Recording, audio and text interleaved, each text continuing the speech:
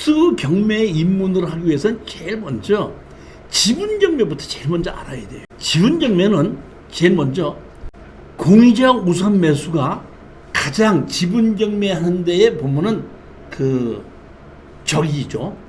오늘도 우리 먼저 번에 제가 지분 경매를 16분의 9 지분 경매를 34%까지 떨어진 게 있어갖고 그거를 추천을 했었는데 오늘 저한테 문자가 왔어요. 입찰에 들어갔는데 공유자가 우선 매수 들어와서 아깝게 1등은 했는데 놓쳤습니다 하는 얘기가 나오는데 이 공유자 우선 매수를 방법이 어떤가를 알아야지 우리가 공유 지분을 입찰에 들어갈 수 있다는 얘기입니다. 공유자 우선 매수 신청 방법은 두 가지가 있는데 하나는 법원에서 누가 낙찰을 받았을 때에 그 가격에 제가 공유자 우선 매수 신청합니다 하고 법원에서 누가 낙찰자가 있었을 때 거수로 신청하는 방법이 있고 또 하나는 입찰 들어가기 전에 내가 공유자로서 먼저 우선 매수 신청합니다 하고 서류로 밝혀가지고 미리 그런 공유자가 신청하고 있다는 걸 여러 사람에게 알릴 수 있는 방법이 있다는 게 둘 다 당일날 법원에 나와야 되고 법원에 나올 때는 입찰 보증금 가지고 나와야 되는 겁니다. 그런데 가장 중요한 것은 공유자 우선 매수 신청은 한 번만 사용할 수 있다는 겁니다. 대부분이 실수를 하는 것이 뭘 가지고 실수를 하냐면 서류로 공유자 매수 신청합니다. 그러면은 공유자가 법원에 나와서 기다리고 있습니다. 이렇게 있는데 공유자 우선 매수 신청을 했기 때문에 다른 사람이 아무도 입찰을 안 하거든요. 입찰을 안 하다 보니까 법원에서 그 사건 자체를 부르지를 않아요.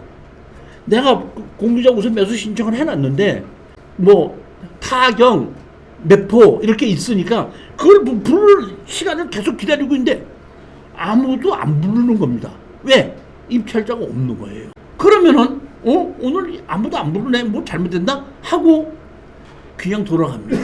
이게 서류를 했을 때 실수인데 그렇게 하고 한 번 더 유찰돼서 다음번에 다시 나왔을 때는 먼저 번에 서류로 신청했지 않습니까? 아무 입찰자가 없지 않습니까? 없으면 아예 법원에서 부르지 않잖아요. 그 사건을 부르지 않으면 그때 다 끝날 때 가서 재판장에다가 제가 사건 타경 몇몇몇 호를 지분권자로서 공유자 우선 매수를 신청한 사람입니다 하고 얘기를 하게끔 되면 아무도 낙찰받은 사람이면서 유찰이 됐지 않습니까? 그러면 그 날짜에 최저 가격이 있을 거 아니에요?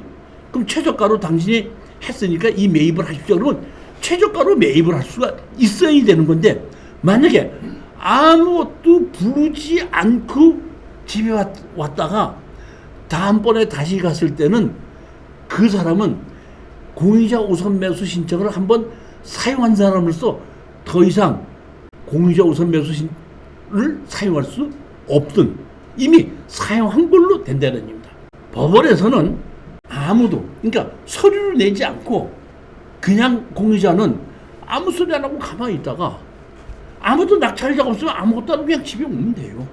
누가 낙찰자가 있을 때 손들고 나가서 공유자 우선 매수 신청하면 됩니다. 이거는 당일날 하는 거고 서류로 하는 방법은 서류를 했으면 아무도 입찰자가 없어도 반드시 최저 가격으로 낙찰하는 것을 입찰을 해놓고 와야지 된다. 이게 공유자 우선 매수 방법 중에 8페이지 보시겠습니다. 강릉시 회산동에 2020 타경 30890 강제경매입니다. 여기 보시면 3억 1,900이 있고 2억 1,000, 2억 3천 있고 1억 5,600이 있는데 누군지 모르게 1억 7,500에 낙찰을 받았지 않습니까?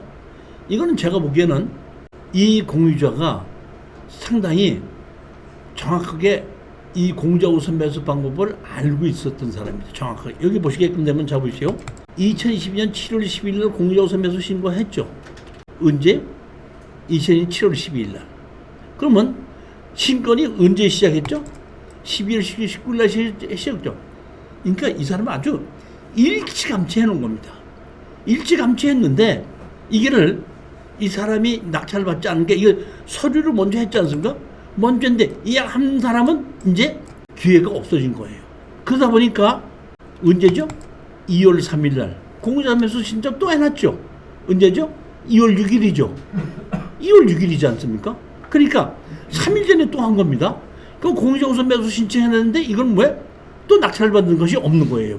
그러니까 두 번째 신고한 사람도 공유자 우선 매수 자격이 없는 거예요. 그러니까 제가 보기에는 상속을 받아가지고 여러 명이 같이 갖고 있는 건데 상속자들이 힘을 합쳐갖고 맨 처음에 한 사람이 서류로 공유자 매수 신청하고 떨어지다 보니까 그 사람 자격이 없어지고 그 다음에 한 번 또 떨어지니까 다른 사람이 서류로 공유자 우선 매수 신청하고 또 없어지고 하다 보니까 또 맨 마지막에 또 다른 사람이 공유자 우선 매수를 신청했다가 아무도 제가 본 게 한 명인데 아무도 없다는 얘기는 더 떨어뜨리면 안 되겠다고 했던 것인지 공유자 이 한 명이 입찰을 했죠. 얼마에? 1억 7,500만 원에. 이것은 제가 보기에는 그 다른 사람이 낙찰을 받았는데 낙찰을 받은 걸 다른 사람이 공유자 우선 매수 신청을 했기 때문에 1억 7,500으로 해갖고 여기에 한 명으로 해갖고 된 것. 그러니까 다른 사람 한 명이 1억 7,500만 원에 입찰을 들어간 겁니다. 1억 7,500만 원 들어가다 보니까 거기에 공유자가 나서 나 공유자 우선 매수 신청했습니까? 하다 보니까 그 가격에 낙찰을 받은 거라는 얘기죠. 그러니까 여러 명이 있을 때 이런 식으로 돌아가면서 서류로 공유자 우선 매수를 할 수 있다 이런 얘기입니다. 그러니까 제가 보기에는 이거는 조금 많이 그 여러 가지로 좀 아시는 분이 아닌가 싶어서 여기 보면 3월 2일, 3월 7일 공유자 우선 매수 신고했죠. 3월 2일, 3월 7일. 그러니까 3월 2일, 3월 7일 했다는 얘기는 다른 사람이 두 명이 또 같이 했었다 이런 뜻인 겁니다. 11페이지 보시겠습니다. 2013 타경 3493 강제 경매로 나왔는데 109.99평이 얼마까지 떨어졌냐면은 350만 원까지 떨어졌습니다. 100평이 3만 5천 원까지 떨어졌다는 얘기는 평당 약 3만 5천 원이라는 뜻이죠. 제가 알고 있기로 여기 20만 원은 가는 걸로 알고 있습니다. 대지인 경우에. 근데 이렇게 많이 떨어졌길래 우리 수강생한테다가 제가 추천 물건으로 추천을 했더니 우리 수강생 한 분이 낙찰을 받았습니다. 낙찰을 받았는데 그분이 저한테다가 낙찰을 받았는데 어떻게 해야 됩니까? 하길래 잔금을 내기 전에 먼저 이렇게 지분으로 낙찰 받는 것은 먼저 협상을 하는 것이 맞으니까 일주일 지났다가 허가 나면은 한번 만나러 가자 이렇게 제가 얘기를 했습니다. 여기를 권리 분석을 해보면은 이렇습니다. 보면 이렇게 전이 있고 대지가 있고 집이 있는데 제가 보면 사는 사람은 없습니다. 이렇게 고추가 심어져 있는데 여기 보시면 정 이렇게 하나 둘 셋 넷 5명이죠. 5명이 쭉 갖고 있다는 얘기는 상속을 했다는 얘기죠. 그래서 보니까 예전에 보니까 그 동양화재본에서 일부러 대위 상속을 시켜서 한 사람 지분을 경매로 집어넣어서 누가 받았나 그랬더니 강제 경매에서 5분의 1 지분을 한 사람 누가 낙찰을 받았습니다. 낙찰을 이미 받았는데 우리가 했던 거는 뭐냐면 또 다른 사람 지분이 또 나온 거예요. 그럼 제가 봤을 때 지분 경매에 있어서 가장 중요한 게 뭐라 그랬죠? 지분 경매에 있어서 가장 중요한 게 뭐라 그랬어요? 주인으로 한 사람이라고 그랬죠. 여기 다른 사람이 한 사람이 낙찰을 받았는데 그 사람이 보게끔 되면 여기 보면 공주시 탄천면 운공리 156번지죠. 이 신 누구가 낙찰을 받았잖아요. 그러면 이 사람이 뭐냐면 이 번지수의 바로 옆집이죠. 옆집 사람이 5분의 1 지분을 낙찰을 받아가지고 이거 전부 다를 점유하고 사용하면서 주인으로 하고 있는 거예요. 원래 지분권자는 주인으로 한 사람이 없습니다. 비어있고 아무도 없고 상속을 받았고 거기에 부모는 다 돌아가신 겁니다. 근데 제가 권리 분석을 해봤더니 5분의 1을 옆집에서 사가지고 옆집이 주인 노릇을 하고 있는 거예요. 따라서 허가가 나자마자 제가 여기 낙찰 받으신 분하고, 이분이 여자분이에요. 여자분인데 이제 같이 갔습니다. 여기를 찾아가서 이 집을 찾아갔습니다. 이 신누구 있는 집을 찾아가서 노인네가 한 70대 정도쯤 되신 노인네가 마당을 이렇게 쓸고 계시더라고. 우리가 갔을 때는 우리 젊은 사람이 가니까 어떻게 오셨어? 하고 눈이 둥그러서 물어보더라고요. 그래서 내가 옆에 있는 땅을 낙찰을 받았는데 그 여기 땅 주인이 보니까 낙찰 받은 사람이 신누구 들고 왔뇨. 여기 신누구 계십니까? 그랬더니 신누구는 왜 찾는데요? 옆에 땅 주인이 신누구 아닙니까? 그거는 모르겠고 신누구는 아들인데 지금 여기 없어. 어디 있어요? 어디 서울에 있는데 근데 왜? 그럼요 제가 이 땅 때문에 그러니까 신누구 전화번호 좀 가르쳐 주십시오. 그랬더니 그 신누구가 자기 아들이라고 하면서 나 전화번호 몰라. 다시 말하면 자기 아들한테 조금이라도 해가 갈까봐 자기 아들 전화번호도 못 가르쳐 준대요. 그래서 제가 뭐라고 얘기했냐면 그러면은 연락이 오면은 쟤한테가 전화 왔었다고 연락을 해주시고 저한테 전화를 좀 해달라고 해주십시오 하고 전화번호를 적어주고 여기 공주에서 올라오는 도중에 전화가 왔더라고요.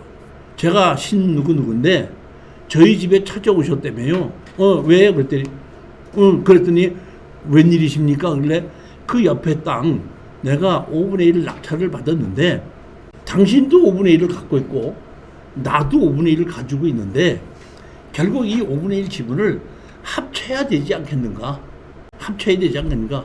그러니까 당신이 5분의 1 지분을 판다 그러면 내가 살 것이고 내 5분의 1 지분을 당신이 산다 그러면은 내가 팔겠다.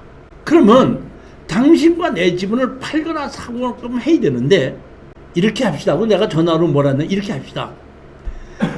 가격은 내가 정할 테니까 당신이 그 가격에 사든지 팔든지는 당신이 정하고 가격은 내가 정하겠습니다. 어떻습니까? 얘기했더니 그분이 뭐 맞네요.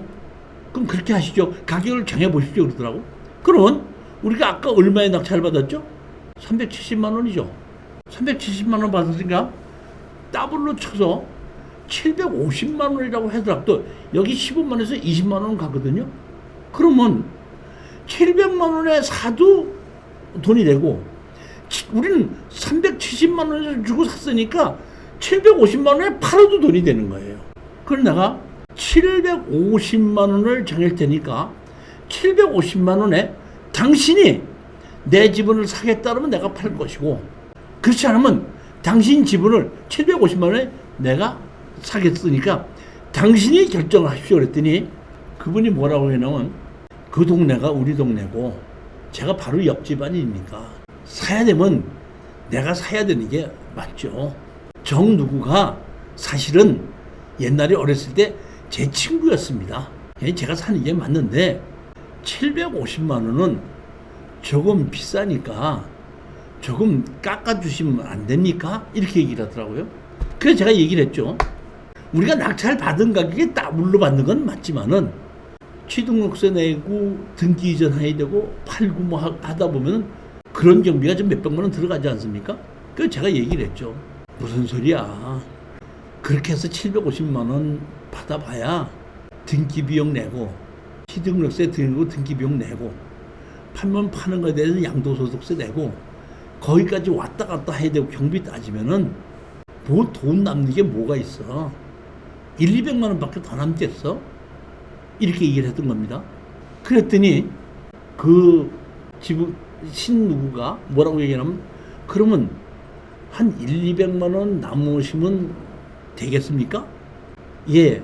그 정도면 우리는 그거 보고 내가 달래는 거 아닙니까? 그랬더니 그러시다면 제가 돈을 150을 보내드릴 테니까 제가 차순위 신고를 해놨거든요. 그럼 미납을 해주신다면 제가 돈을 150만 원 보내겠습니다. 아니 전화로 그 얘기를 하는 거예요. 공유자가 공유적 우선 매수 신청을 해야 돼? 차순위 신고를 해야 돼? 말이 안 맞잖아요. 그럼 내가 그래요? 알았습니다. 잠깐요. 제가 생각해보고 전화드릴게요. 하고 끊고 우리 낙찰받은 수강생한테다가 아니 누구가 공유자 우선 매수 신청을 하는 거 차순위 신청했다는데 그게 도대체 무슨 소리야? 그랬더니 그 낙찰받은 수강생이 나한테 법원에서 있었던 얘기를 안 하고 그냥 낙찰받았다는 얘기만 하고 나한테 해결해달라고 해서 온 건데 차 안에서 아니 조금 좀 웃기는 일이 좀 있었긴 있었어요 그러더라고. 그래서 무슨 일인데 그랬더니 그날 누구 대리인으로 다른 사람이 왔었어요. 왔었는데 아무도 낙찰자가 없는 줄 알고 최저가로 들어갔고 저희는 20만 원을 더 써갖고 내가 20만 원에 낙찰을 받은 거예요. 그랬더니 걔가 누구한테 전화를 하더라고요. 그러더니 이순위가 되다 보니까 공유자 우선 매수 신청을 하겠습니다고 했다는 거야. 그러다 보니까 그러니까 누구 대리인 누구니까 공유자 우선 매수 신청합니다 했더니 누구 대리인 맞네. 그럼 공유자 우선 매수 신청하십시오. 해서 보니까 입찰 보증금 주십시오 그런 거예요. 350만 원인가 35만 원 있어야 되는 거 아니에요. 그러니까 35만 원을 내십시오 한 거예요. 그랬더니 입찰하면다 입찰 봉투다 먼저 그 사람은 늦잖아요. 늦는데 입찰을 또 안 갖고 온 거예요. 그러다 보니까 아까 입찰하면다가 보증금을 넣었는데 그거 빼서 주시면 안 됩니까? 이렇게 얘기를 하다 보니까 법원에서 그건 안 됩니다. 따로 35만 4,800원 있어요 없어요? 그러니까 없는데 그러면 공유자 우선 매수 인정 안 됩니다. 그러다 보니까 자기가 최고가 매수인이 된 거예요. 그러다 보니까 그 사람이 또 다시 대리인 왔던 사람이 전화를 걸더래요. 그러니까 거기에 있는 누구가 그러면 차순위 신청을 해라 했고 차순위 신청을 해놓은 거예요. 이 사람은.